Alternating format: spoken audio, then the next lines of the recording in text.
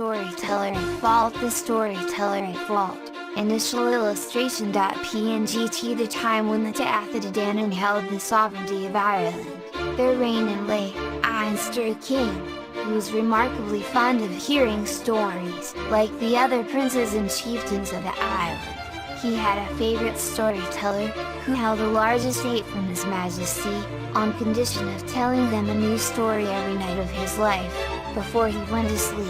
Many indeed were the stories he knew, so that he had already reached the good old age without failing even for a single night in his task.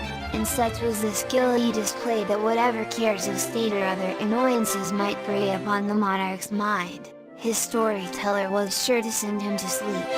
One morning the storyteller arose early, and as his custom was, strolled out into his garden, turning over in his mind incidents which he might weave into a story for the king at night. But this morning he found himself quite at fault. After pacing his whole domain, he returned to his house without being able to think of anything new or strange. He found no difficulty, and there was once a king who had 3 sons, or one day the king of all Ireland.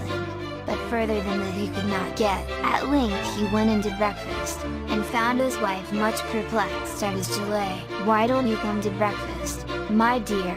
said she. "I have no mind to eat anything," replied the storyteller. "Long as I have been in the service of the King of Lee, sir, I never sat down to breakfast without having a new story ready for the evening. But this morning my mind is quite shut up, and I don't know what to do. I might as well lie down and die at once. I'll be disgraced forever this evening." When the king calls for a storyteller, just at this moment the lady looked out of the window. "Do you see that black thing at the end of the field?" said she. "I do," replied her husband. They drew nigh, and saw a miserable-looking old man lying on the ground with a wooden leg placed beside him. "Who are you, my good man?" asked the storyteller. "Oh, then, 'tis little matter who I am. I'm a poor, old, lame, decrepit, miserable creature, sitting down here to rest a while." "And what are you doing with that box and dice I see in your hand?" "I am waiting here to see if anyone will play a game with me," replied the beggar man. "Play with you? Why, what has a poor old man like you to play for? I have 100 pieces of gold in this leathern purse," replied the old man. "You may as well play with him," said the storyteller's wife, "and perhaps you have something to tell the king in the evening." A smooth stone was placed between them, and upon it they cast their throws. It was but a little while and the storyteller lost every penny of his money. "Much good may it do you, friend," said he. "What better hap can I look for? Fool that I am." "Will you play again?" asked the old man. "Don't be talking, man. You have all my money. Haven't you chariots and horses and hounds?"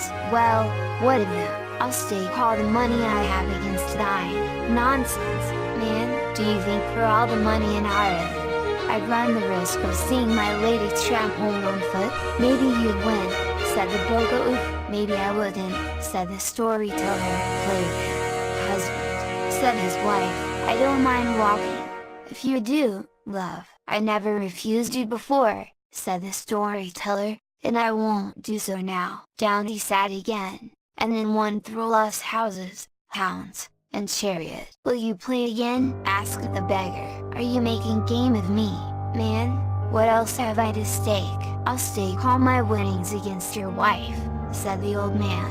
The storyteller turned away in silence, but his wife stopped him. "Accept his offer," said she. "This is the 3rd time, and who knows what luck you may have. You'll surely win now." They played again, and the storyteller lost. No sooner had he done so, then to his sorrow and surprise, his wife went and sat down near the ugly old beggar. "Is that the way you're leaving me?" said the storyteller.